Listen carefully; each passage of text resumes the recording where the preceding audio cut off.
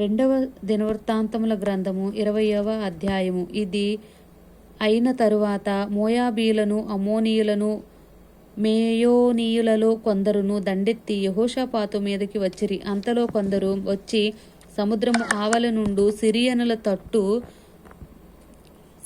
తట్టు నుండి గొప్ప సైన్యం ఒకటి నీ మీదకి వచ్చుచున్నది, చిత్తగించుము. వారు హససోన్ తామారు అను ఏన్గేదీలో ఉన్నారని యెహోషాపాతునకు తెలియజేయుడి. అందుకు యెహోషాపాతు భయపడి యెహోవా యొద్ద విచారించుటకు మనసు నిలుపుకొని యూదా అంతటా ఉపవాస దినము ఆచరింపవలనని చాటింపగా, యూదావారు యెహోవా వలన సహాయమును వేడుకొనుటకై కూడుకొనిరి. యెహోవా యొద్ద విచారించుటకు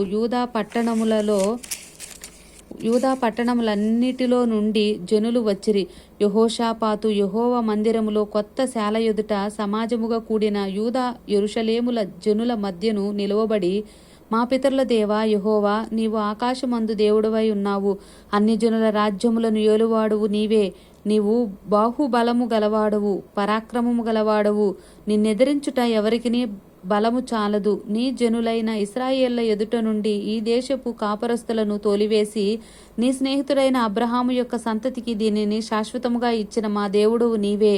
వారు అందులో నివాసము చేసి కీడైనను, యుద్ధమైనను, తీర్పైనను, తెగులైనను, కరువైనను మా మీదకి వచ్చినప్పుడు మేము ఈ మందిరము ఎదుటను నీ ఎదుటను నిలువబడి మా శ్రమలో నీకు మొర్రపెట్టిన ఎడల నీవు ఆలకించి మమ్మును రక్షించుదువని అనుకొని ఇచ్చట నీ నామ ఘనత కొరకు ఈ పరిశుద్ధ స్థలమును కట్టించిరి.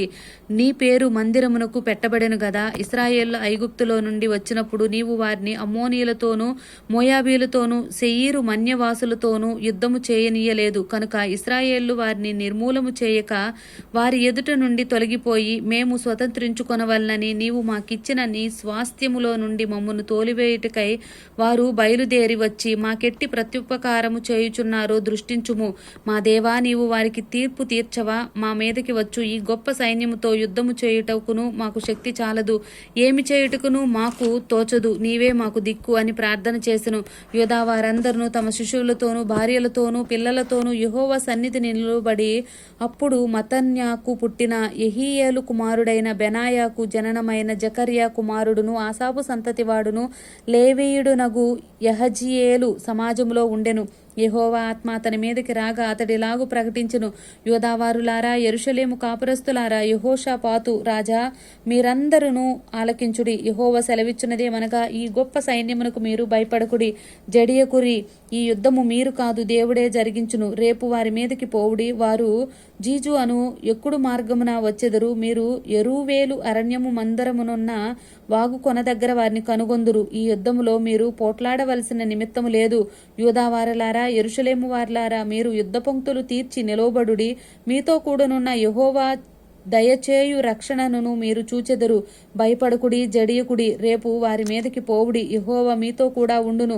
అప్పుడు యెహోషాపాతు సాష్టాంగ నమస్కారము చేసెను. యూదావారును, యెరూషలేము కాపురస్తులను యెహోవా సన్నిధిని సాగిలపడి నమస్కరించిరి.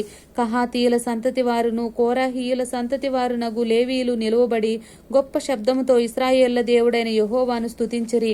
అంతట వారు ఉదయమునే లేచి తెకోవా అరణ్యమునకు పోయి, వారు పోవుచుండగా యెహోషాపాతు నిలువబడి, యూదావారులారా, యెరూషలేము కాపురస్తులారా, నా మాట వినుడి. మీ దేవుడైన యెహోవాను నమ్ముకొనుడి, అప్పుడు మీరు స్థిరపరచబడుదురు. ఆయన ప్రవక్తలను నమ్ముకొనుడి, అప్పుడు మీరు కృతజ్ఞతులగుదురని చెప్పెను. మరియు అతడు జనులను హెచ్చరిక చేసిన తరువాత యెహోవాను స్తుతించుటకు గాయకులను ఏర్పరిచి, వారు పరిశుద్ధ అలంకారములు ధరించి సైన్యము ముందర నడుచుచు, యెహోవా కృప నిరంతరముండును, ఆయనను స్తుతించుడి అని స్తోత్రము చేయుటకు వారిని నియమించెను.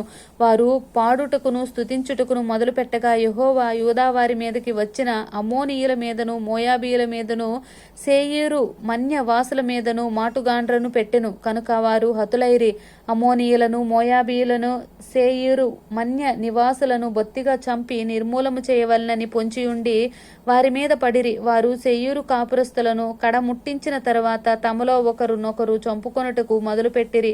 యూదా వారు అరణ్యమందున్న కాపురుల దుర్గము దగ్గరకు వచ్చి సైన్యము తట్టు చూడగా వారు శవములై నేలపడి ఉండిరి. ఒకడును తప్పించుకొనలేదు. యెహోషాపాతును అతని జనులను వారి వస్తువులను దోచుకొనుటకు దగ్గరకు రాగా ఆ శవముల యొద్ద విస్తారమైన ధనమును ప్రశస్తమైన నగలను కనబడెను. వారు తమకిష్టమైనంత మట్టుకు తీసుకొని తాము కొనిపోగలిగినంతకంటే ఎక్కువగా ఒలుచుకొనిరి. కొల్ల సొమ్ము అతి విస్తారమైనందున దానిని కూర్చుకుటకు 3 దినములు పట్టెను. 4వ దినమున వారు బెరాకా లోయలో కూడిరి. అక్కడ వారు యెహోవాకు కృతజ్ఞతాస్తుతులు చెల్లించినందున నేటి వరకును ఆ చోటికి బెరాకా లోయ అని పేరు. ఇలాగున యెహోవా వారి శత్రువుల మీదకి వారికి జయము అనుగ్రహించి వారిని సంతోషపరిచెను.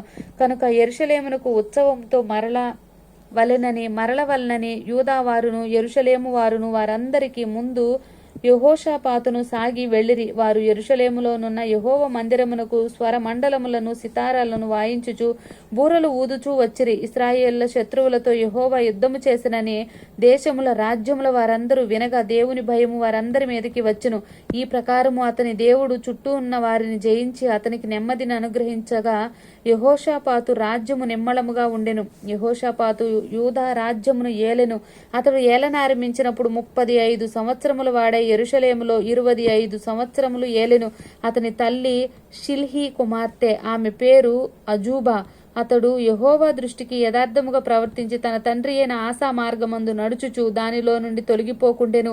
అయితే అప్పటికింకను జనులు తమ పితరుల దేవుని వెదుకుటకు తమ హృదయములను స్థిరపరుచుకొనలేదు. అతడు ఉన్నత స్థలములను తీసివేయలేదు. యెహోషాపాతు చేసిన కార్యములన్నిటిని గూర్చి హనానీ కుమారుడైన యెహూ రచించిన గ్రంథమందు వ్రాయబడి ఉన్నది. ఈ యెహూ పేరు ఇశ్రాయేలు రాజుల గ్రంథమందు కనబడుచున్నది. ఇది అయిన తరువాత యూదా రాజైన యెహోషాపాతు మిక్కిలి దుర్మార్గముగా ప్రవర్తించిన ఇశ్రాయేలు రాజైన అహజ్యాతో స్నేహము చేసెను. తార్షీషునకు పోదగిన ఓడలను చేయింపవలనని యెహోషాపాతు అతనితో స్నేహము చేయగా వారు ఏసేన్గే బెరేలో ఆ ఓడలను చేయించిరి. అప్పుడు మారేషా వాడును దోదావాహు కుమారుడునగు ఎలీయేజరు, నీవు అహజ్యాతో స్నేహము చేసుకొంటివి గనుక యెహోవా నీ పనులను భంగము చేయునని యెహోషాపాతు మీద ప్రవచనం ఒకటి చెప్పెను. ఆ ఓడలు తార్షీషునకు వెళ్ళజాలకుండా బద్దలైపోయెను. ఆమేన్.